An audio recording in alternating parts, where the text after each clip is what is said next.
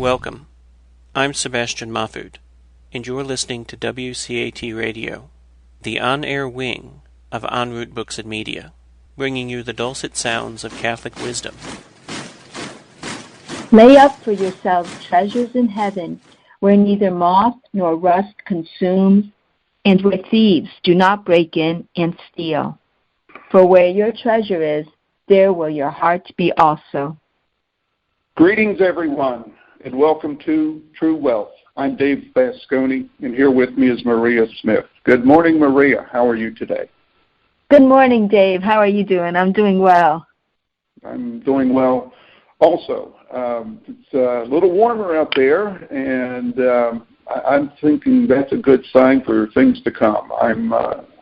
Winter hasn't been bad so far as far as snow, but I just still like to get out of the cold weather and get into my second favorite season, which is spring. My first is fall, but yeah, those are beautiful seasons, and fall really is a gorgeous season, especially where we live in New England.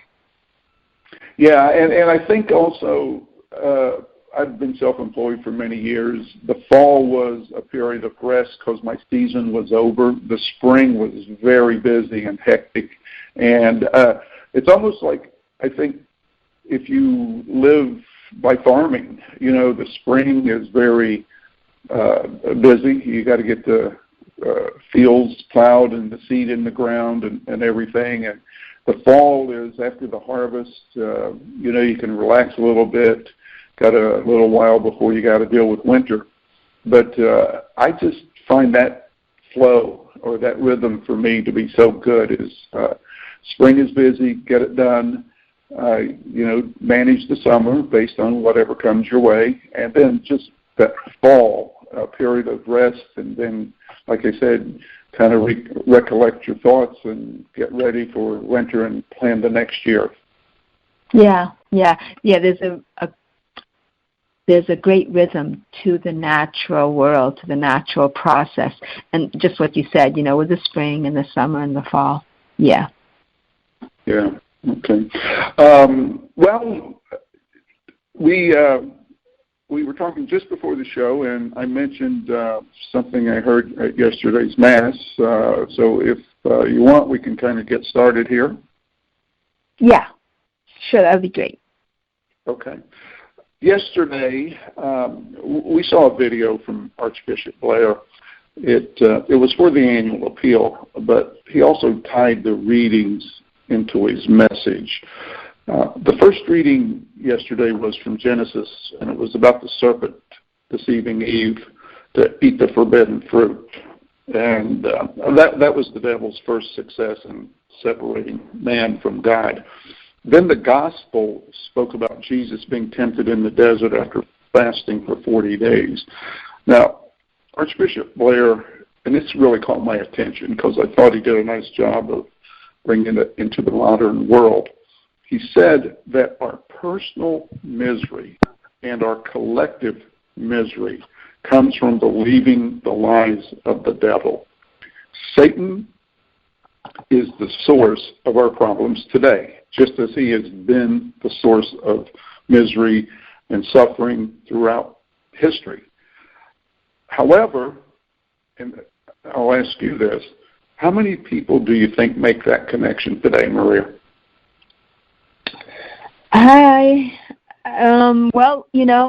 Not too many, because quite a few don't really believe in God. And if you don't believe in God with a real active belief, you're not going to really think too much about the devil or about hell or about anything supernatural. Yeah, absolutely. That's the key. For example, I believe that most of our culture thinks we will be all set if the right political party assumes power or the right programs are instituted. All of this has been tried in the past without much lasting success, as far as I can tell. How about you? How do you feel about that? Absolutely. You know what is heard so much, because The human being has evolved. We've gotten so much better than the human beings of 1,000, 2,000, 3,000 years ago. We have come so far. And yes, with technology, with medicine, with science, we have come very far. But with the things that are more important, science, technology, very important. Medicine, very important. All these things are very important. But more important is because science has to do with physical, tangible things, and medicine with the body, the physical body. But things that are more important have to do with the spiritual dimension, with the supernatural. And that has been very much neglected in the last perhaps 100, 200 years. I'm really not sure, how accurate I am there, but it's been neglected for a very long time. I mean, during many centuries, philosophy and theology were the highest studies, and studies at that time were called sciences. The science of philosophy, the science of theology. Theology was called the queen of sciences, higher than philosophy, and philosophy was the highest that you could get on a natural plane.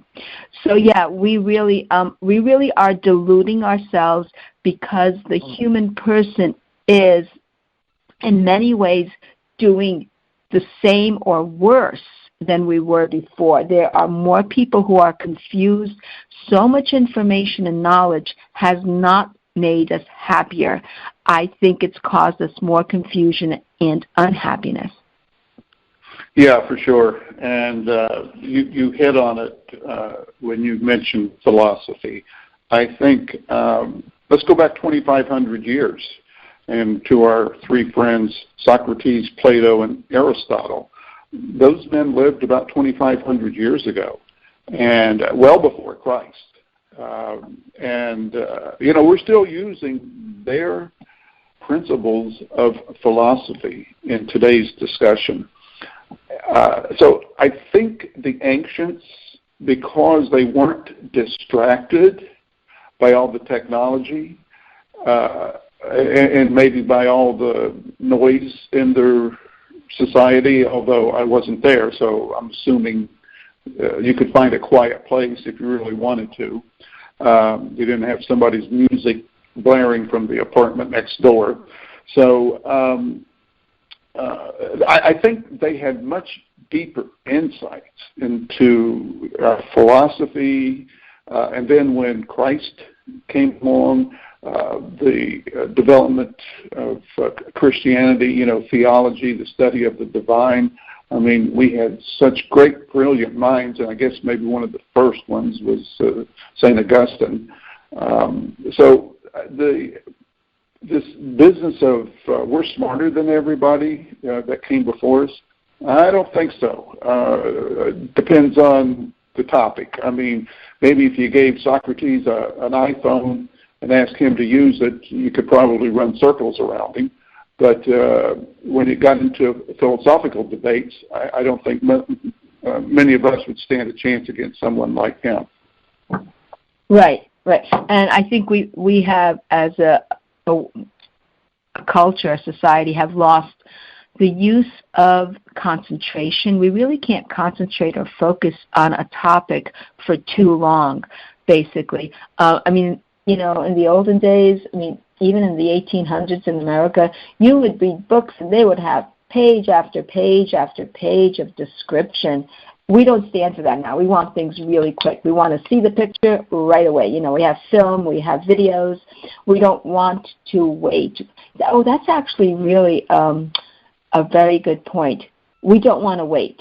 We want things, and we really want them now.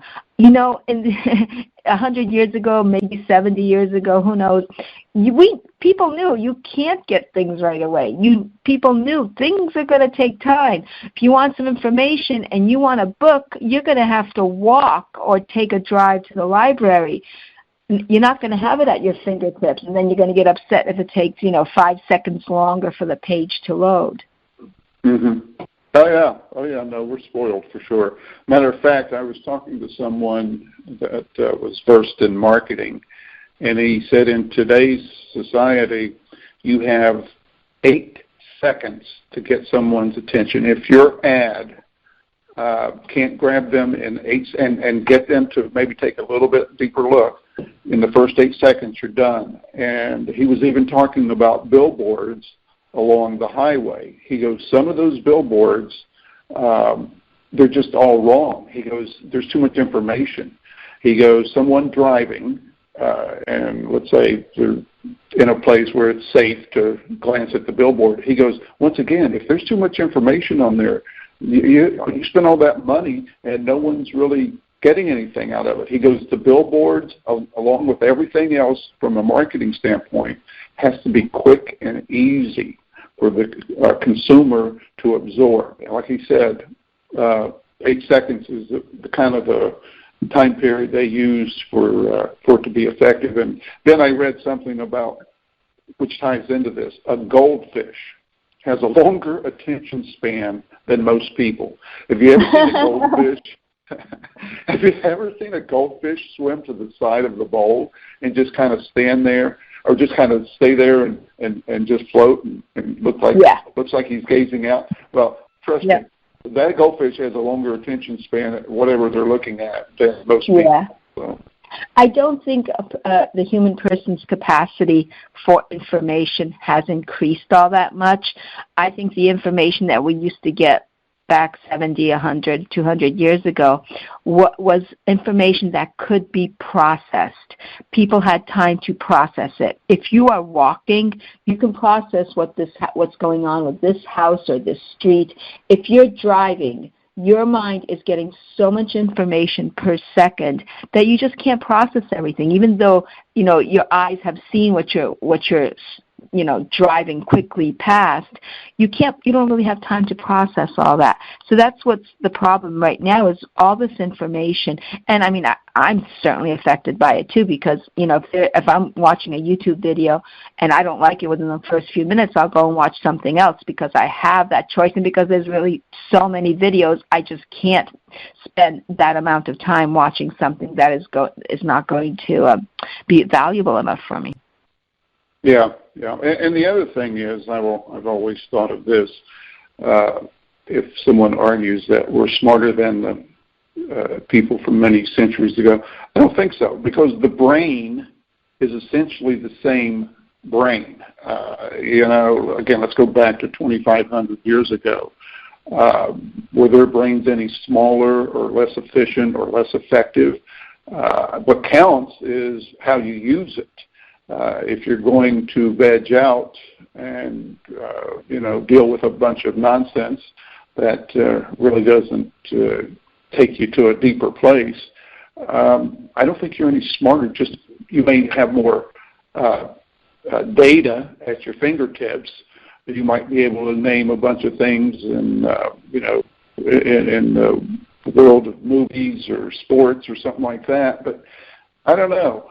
I don't think that's as meaningful to know about versus some of the deeper things that people were thinking of centuries ago.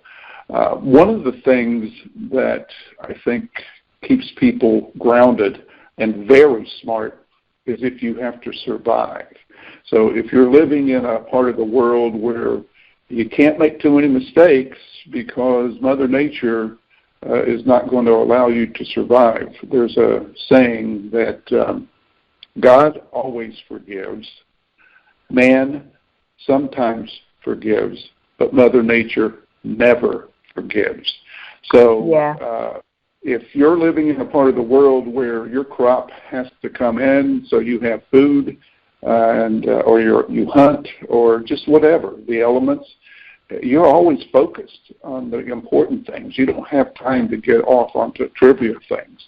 And I think that keeps people smart. It certainly keeps them engaged, and being engaged, I think, is part of how we grow in knowledge. Yeah. I agree that when you have to survive, it certainly keeps your mind very alert and engaged. But I would say it's really not, it's only on the natural level still. For the supernatural level, you actually have to have times of peace and leisure and relaxation. This is where the Greeks were able to really indulge in the beautiful experience of philosophy, because they actually had the leisure time to do so. If you're struggling to survive, you don't have that time. And we all need that time, because we need that peace to be able to really connect with God and with each other in a way that's really meaningful and not functional. But before we go on, I did want to say, didn't we start out talking about Eve in the garden and personal misery and collective misery? Because I wanted to get back to that topic too. And I think you said that Satan's lies are the source of misery. Yeah, according to the Archbishop, that us, the culture, believing the lies of Satan is the source today, as it was, and it's both personal misery and collective misery, because when everybody in the neighborhood believes the same lies, guess what? The neighborhood, the town, the whatever, the tribe, it falls into the same misery.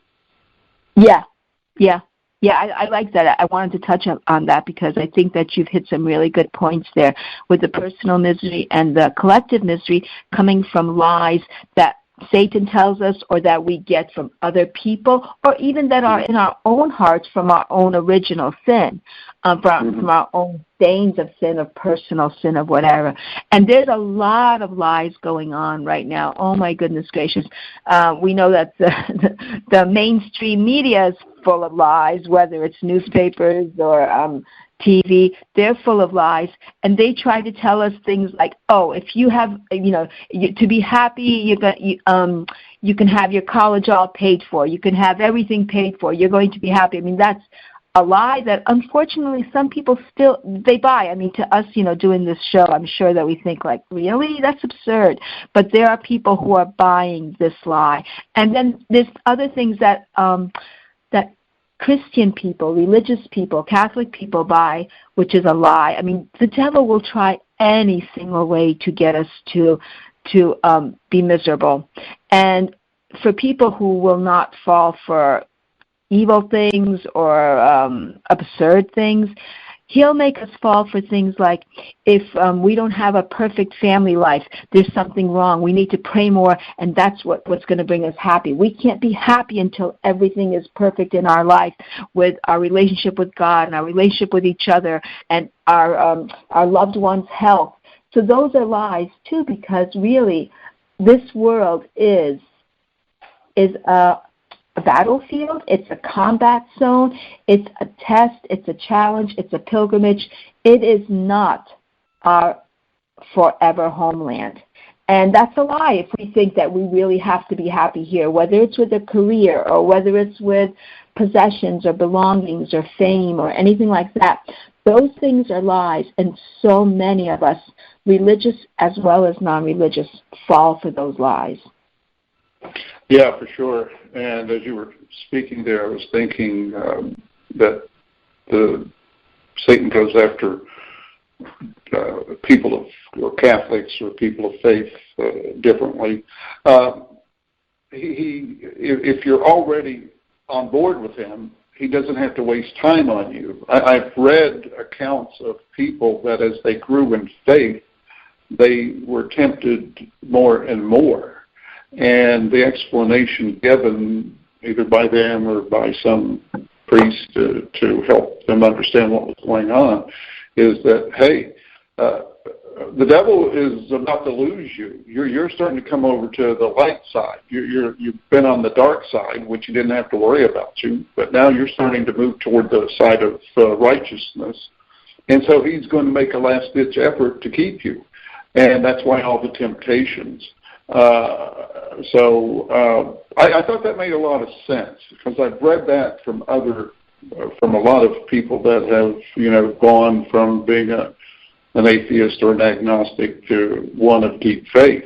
And they said it could be a struggle at times, and in some ways it was harder as they got closer and closer to God. And that was the explanation given. The devil's not going to let you walk away, without giving it his best effort to keep you. Have you heard that? Absolutely, absolutely. He's not going to, yes. If you are already living a life that's contrary to God, the devil's not going to bother you too much. And actually, things can doing actually... his work. Huh? You're doing his work. You're doing his work, and he can actually even help you along. I mean, there is that famous story about Faust who sold his soul to the devil. People can, really align themselves with the devil, and they can seem to be having worldly success because I really don't know how it works with the devil and the supernatural, but the devil can do certain things. He has power, whatever power God allows him to have on this earth. So he could have power to have somebody become more famous or get more money or whatever. So he could do that. So yeah, he's not really going to give too much attention to people who are already in his hands, except maybe trying to get them more rooted to his side, by giving them more of the world's pleasures or treasures. But if they're starting to come back, he will really attack them. That is so true. Yeah. Something else that came to mind when we were talking about all these things that we think are fixes have been tried in the past, but they don't last too long because we can't see the problem. Well, here's the thing. If you can't see the problem, you can't fix the problem. If you don't know much about something, it's hard to fix what's wrong with it. And I got to tell you, I learned that from my engineering background. Engineers, some of their jobs are to design new products, but some of their jobs are to fix a problem. And the first thing you have to do is get to know it. You have to learn all about it, get the facts. You have to deal with the truth and the science and the whole thing, and then you can start to solve the problem. But that also applies, I think, to our faith life. If you don't know the source of your misery, it's hard to fix something you just don't know much about. And that's where I think having someone to help you, to guide you, whether it's a religious person or a friend that's well along in their faith life, to kind of call it out for you. And then it's up to you to take the next step. But I think recognizing the problem is so essential there. Yeah, I agree. But I think that many people don't really want to look within themselves and see their problem. They don't want to change. And the ones who do want to change, sometimes it just seems too difficult for them. It's really a spiritual battle. It's combat. And every single one of us, man, woman, and child, has to fight, has to be a warrior. The life is not for the timid. Actually, there's a beautiful Bible verse. For God did not give us the spirit of cowardice, but rather of power and love and self-control. In 2 Timothy, I don't remember exactly which verses, but in 2 Timothy. And it's really, we have to see, really the Bible, the verses there can be so inspiring, so edifying, and really encourage us to see the world in a real way, the reality of our lives here on earth. And it's just in the world, what is it that Jesus says? The righteous man will have problems in the world, but take courage. I have overcome the world. It doesn't, and the Psalms have so much on that too. They're so beautiful. We will always have problems, and serious ones at that. But really, if this world is not the end-all and the be-all. If it were, then I think that we would have to look at it in such a different way, because if somebody has better than others, it really wouldn't be fair. However, if this world is only a testing ground, then it levels the playing field. It levels the whole battlefield, actually more of a battlefield, not a playing field.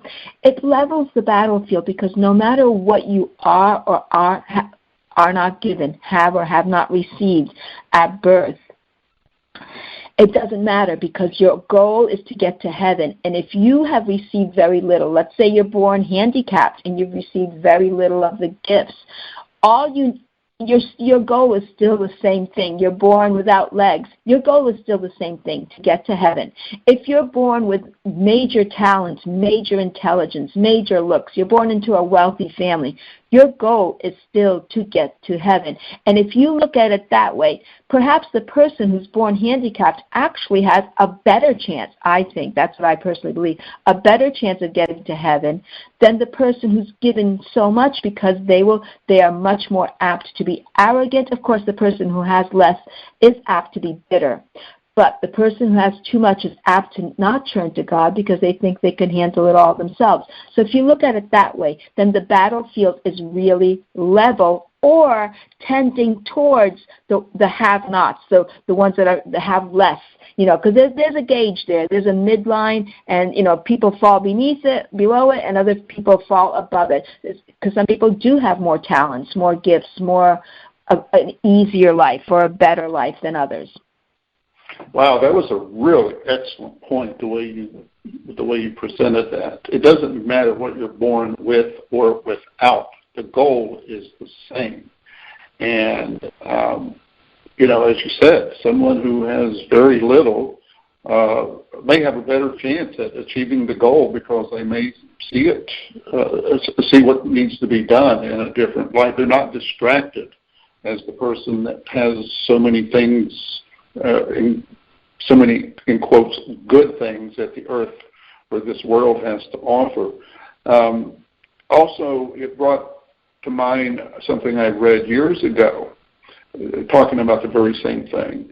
It was a doctor, I don't recall what kind of doctor, but he said you could take two people. One of them was in an accident, a horrible accident, and now has to spend the rest of their life in a wheelchair. The other person just won, a huge lottery, more money than they can spend in a lifetime. And then he said, you have given me absolutely no information about their happiness 1 year from those dates. Meaning exactly what you just said. The person that wins all the money may be miserable, and the person that finds himself in the wheelchair could find an inner source of strength, and they just grow from that. And when he said, you have given me no clues as to which one would be happy or which one would be miserable, that really kind of caught my attention, and you're saying exactly the same thing. Yeah. I think that the ones who are below let's say the midpoint, actually have a little better chance of the happiness here on earth and in heaven, because God loves the poor and the brokenhearted. And because they're more apt to see themselves as incapable and in need, whereas the ones who fall above the line are less prone to see themselves as needing God or needing other people because they have the money or the talent or whatever. Yeah, so it really does level the field, or make it absolutely just, because God is totally, completely just. In our eyes, why is God unfair? Why did God let so-and-so die and let so-and-so live? Why is God unfair? Why does evil exist? Why do some people have lives really basically of utter misery? Some people do seem to have that. There's just a life that nobody would envy, nobody would exchange for, whereas other people have, lives that are enviable. But yeah, so it really, and actually I want to just add to that too, which is in life, let's say we've been given a fair share. We have some intelligence, we have some, and we have a job and it's going well, and then something happens and it's taken away from us. A person, it depends. Are they going to see themselves as a total failure, as if they've lost what was most important to them, or talk about a relationship, a marriage? All these things, again, are in God's eyes? Can that loss of a job or a career, something that was so important to your heart, or the loss of a loved one, a spouse or a child turning their back on you, or a spouse abandoning you, all these things, if looked at from the level of this world alone, are horrible things. But if looked at with the true lens, the true supernatural lens, if they help you get to heaven, they're actually a good, not an evil. Yeah, for sure. It's another good point. Matter of fact, I think we've talked about this in the past, but it really gets down to on what your happiness is based on. Is it faith-based or secular-based? If it's secular, then the job, the marriage, the money, the career, the zip code, all of that is key to your happiness. And if anything happens to any of those, you're not happy. Whereas a faith-based happiness, it doesn't matter about this. It's not based on that to begin with. So anything that happens with those things doesn't really affect your happiness. And that's why if you look at people that may have been oppressed, yet sometimes you can find joy in those people. They have come to understand what you were saying earlier, that they may have been dealt a bad hand, but because of their faith and their belief in God, they know that this is a temporary life is temporary, and that their reward is for later. And whatever they have to put up with here is well worth it, because it's very short and the reward is eternal. Yes, exactly. And on that wonderful note, it's about time we ended. That's beautiful. Ending on eternity. Okay, sounds good. Okay, then, let's close with the prayer.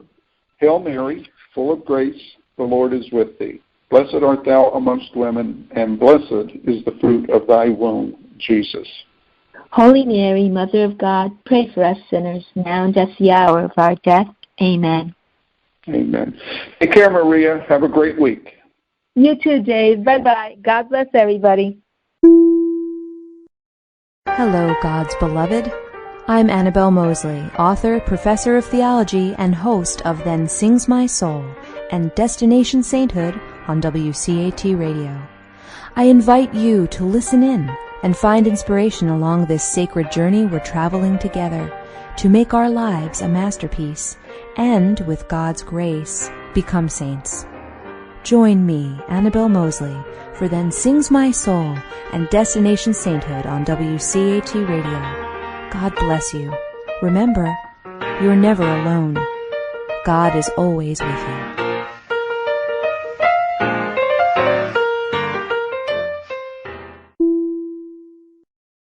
We hope you enjoyed the program and will join us back for another show on WCAT Radio.